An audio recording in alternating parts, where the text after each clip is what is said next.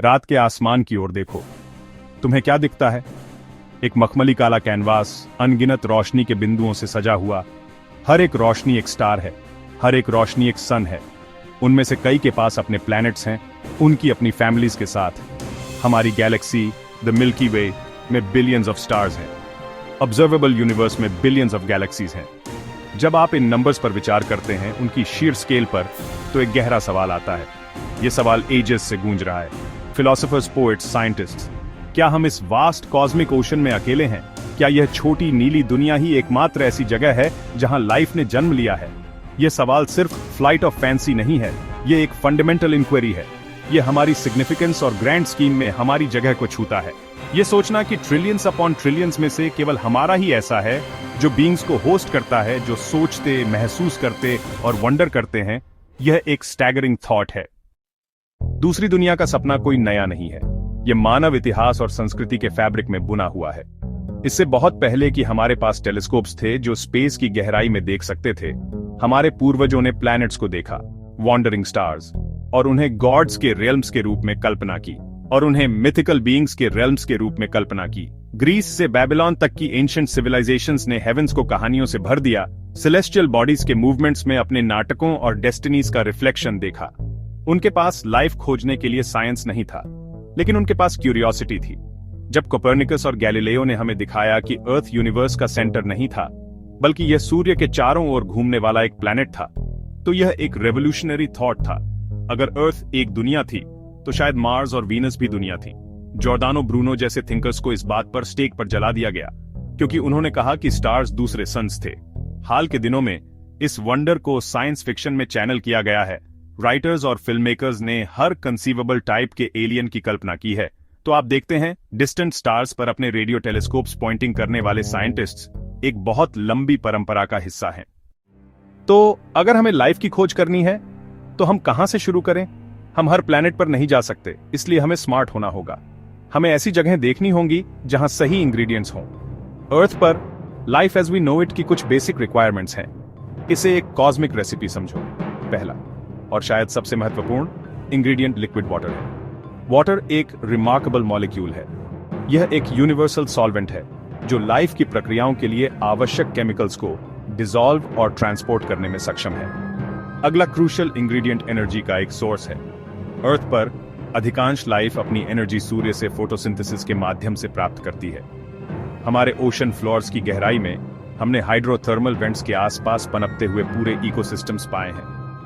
अर्थ पर सभी life element carbon पर आधारित है। कार्बन लंबी, कॉम्प्लेक्स चेन्स बना सकता है जो डीएनए और प्रोटीन्स के लिए स्कैफोल्डिंग बनाता है। सौभाग्य से कार्बन यूनिवर्स में अबंडेंट है, स्टार्स के हार्ट्स में फोर्ज्ड। एक प्लैनेट को अपने स्टार के चारों ओर हैबिटेबल जोन में होना चाहिए। बहुत गर्म नहीं, बहुत ठंडा नहीं। एक मैग्नेटिक फील्ड एक और प्लस है जो अपने स्टार से चार्ज्ड पार्टिकल्स को डिफ्लेक्ट करता है। जब हमें एक ऐसी दुनिया मिलती है जो इन सभी बॉक्सेस को टिक करती है, वाटर, एनर्जी, केमिस्ट्री, स्टेबिलिटी, तो हमें एक पोटेंशियल कॉस्मिक ओएसिस मिल गया है। इमेजिनेशन और क्यूरियोसिटी बहुत अच्छी चीजें हैं, लेकिन उन्हें साइंस में बदलने के लिए आपको टूल्स की जरूरत होती है। कॉस्मोस को एक्सप्लोर करने के लिए हमारे प्राइमरी टूल्स हमारे टेलीस्कोप्स हैं, जो असल में टाइम मशीन्स हैं, क्योंकि लाइट को स्पेस में ट्रैवल करने में समय लगता है। जब हम एक स्टार को देखते हैं जो 10 लाइट ईयर्स दूर है, तो हम उसे 10 साल पहले जैसा देख रहे होते हैं। जेम्स वेब स्पेस टेलीस्कोप जैसे शक्तिशाली इंस्ट्रूमेंट्स, हम इन डिस्टेंट प्लैनेट्स को सिर्फ देख ही नहीं सकते, हम उस लाइट को एनालाइज कर सकते हैं जो उनके एटमॉस्फेयर से गुजरती है। यह टेक्निक, ट्रांजिट स्पेक्ट्रोस्कोपी, जब एक एक्सोप्लैनेट अपने स्टार के सामने से गुजरता है, एटमॉस्फेयर की गैसेस लाइट की स्पेसिफिक वेवलेंथ्स अब्सॉर्ब करती है, जिससे एक यूनिक केमिकल फिंगरप्रिंट बनता है। हम इस लाइट को एनालाइज करके देख सकते हैं कि उस दुनिया की हवा किस चीज से बनी है। क्या हमें ऑक्सीजन दिख रही है? क्या हमें मीथेन दिख रहा है? लेकिन हमें सिर्फ दूर से देखकर ही संतुष्ट नहीं होना है। हमारे अपने सोलर सिस्टम के लिए हम वहां जा सकते हैं। हम दूसरे प्लैनेट्स तक पहुंच सकते हैं और उन्हें छू सकते हैं। रोवर्स, परसेवरेंस लैंडस्केप में यात्रा करते हैं, चट्टानों में ड्रिल करते हैं, अतीत के माइक्रोबियल लाइफ के संकेत ढूंढते हैं। ये रोबोट्स इंजीनियरिंग के मार्वल्स हैं। हजारों साइंटिस्ट और इंजीनियर्स काम करते हैं। भेजा गया हर डेटा टुकड़ा हमारी कॉस्मिक डिटेक्टिव स्टोरी का प्रीशियस क्लू है।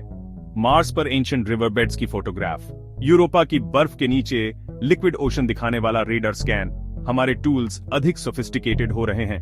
हम अब पैसिव ऑब्जर्वर्स नहीं, हम जीवन की तलाश में सक्रिय प्रतिभागी हैं। जब हम एक्स्ट्रा टेरेस्ट्रियल लाइफ की तलाश करते हैं तो हमें हमेशा डिस्टेंट स्टार सिस्टम्स की ओर देखने की जरूरत नहीं होती। इनमें से सबसे प्रसिद्ध निश्चित रूप से मार्स है। आज मार्स एक ठंडा सूखा रेगिस्तान है, लेकिन अरबों साल पहले मार्स अलग था। इसमें बहती नदियां, विशाल झीलें, संभवतः एक उथला ओशन भी था। संक्षेप में, life as we know it के लिए सभी इंग्रेडिएंट्स मौजूद थे। क्या वहां कभी लाइफ शुरू हुई, और अगर हुई, क्या आज भी बनी रह सकती है? लाइफ अंडरग्राउंड पीछे हट सकती है। आउटर सोलर सिस्टम की खोज ने दिखाया कि कुछ सबसे प्रॉमिसिंग वर्ल्ड्स मून्स हैं। जुपिटर का चंद्रमा यूरोपा, बाहर से एक बर्फीला टूटा हुआ सरफेस, मगर स्पेसक्राफ्ट डेटा कहते हैं कि माइल्स थिक आइस के नीचे एक global liquid salt water ocean है। उस ओशन में अर्थ के सारे ओशन से 2 गुना पानी हो सकता है। जुपिटर के टाइडल फोर्सेस यूरोपा को फ्लेक्स करके फ्रिक्शनल हीटिंग पैदा करते हैं। यूरोपा का छिपा ओशन लाइफ के लिए परफेक्ट हैबिटेट हो सकता है। इसमें पानी है और सी फ्लोर पर हाइड्रोथर्मल वेंट्स। सैटर्न का चंद्रमा एन्सेलाडस भी कैंडिडेट है। कैसिनी ने उसके दक्षिण ध्रुव से निकलते प्लूम्स के बीच से होकर भेजा। उन प्लूम्स में पानी, सॉल्ट्स और कॉम्प्लेक्स ऑर्गेनिक मॉलिक्यूल्स पाए गए, एक सब सरफेस ओशन का फ्री सैंपल। ये बर्फीले मून्स दिखाते हैं कि हैबिटेबल जोन्स स्टार की गर्मी से दूर भी हो सकते हैं। जब हम एलियंस के बारे में सोचते हैं, हमारा दिमाग अक्सर उन क्रीचर्स पर चला जाता है जिन्हें हम फिल्मों में देखते हैं। लेकिन अगर हमें कहीं और लाइफ मिलती है, तो यह बहुत अधिक संभावना है कि वह माइक्रोबियल होगी। अर्थ के अधिकांश इतिहास के लिए लाइफ सिर्फ सिंगल सेल्ड ऑर्गेनिजम्स थी, तो हम जिस पहले एलियन को खोजेंगे वह शायद एक बैक्टीरियम होगा जिसे हम एक माइक्रोस्कोप के नीचे पाएंगे। अधिक कॉम्प्लेक्स लाइफ कैसी दिख सकती है, ये सब उसके एनवायरनमेंट पर निर्भर करेगा। अधिक ग्रेविटी वाले प्लैनेट पर लाइफ छोटी और स्टाउट, मोटी स्केलेटन्स के साथ इवॉल्व हो सकती है। कम ग्रेविटी वाले वर्ल्ड पर क्रीचर्स लंबे, स्पिंडली हो सकते हैं। एक डिमली लिट प्लैनेट पर जो एक रेड ड्वार्फ स्टार की परिक्रमा कर रहा है, प्लांट्स काले रंग के इवॉल्व हो सकते हैं। एनिमल्स की आंखें बहुत बड़ी हो सकती हैं। वे सोनर जैसी अन्य सेंसेस पर निर्भर कर सकते हैं। अर्थ पर लाइफ कार्बन बेस्ड है, पानी को एक सॉल्वेंट के रूप में उपयोग करती है। कुछ साइंटिस्ट ने सिलिकॉन बेस्ड लाइफ के बारे में अनुमान लगाया है, शायद एक बहुत ठंडे एनवायरनमेंट में, जैसे टाइटन पर उसके लिक्विड मेथेन लेक्स के साथ एक अलग तरह की लाइफ उभर सकती है। अंततः एक्स्ट्रा टेरेस्ट्रियल लाइफ की खोज स्वयं की खोज है। यह हमें लाइफ की हमारी डेफिनेशंस का सामना करने के लिए मजबूर करती है। लाइफ खोजना एक नई साइंटिफिक और फिलोसॉफिकल रेवोल्यूशन की शुरुआत करेगा। यह हमें संपूर्ण यूनिवर्स से जोड़ देगा। यह अल्टीमेट प्रूफ होगा कि हमारी आशा हमारी इंटेलिजेंस की एक गहरी अभिव्यक्ति है और कॉस्मोस हमें एक जवाब देने का इंतजार कर रहा है।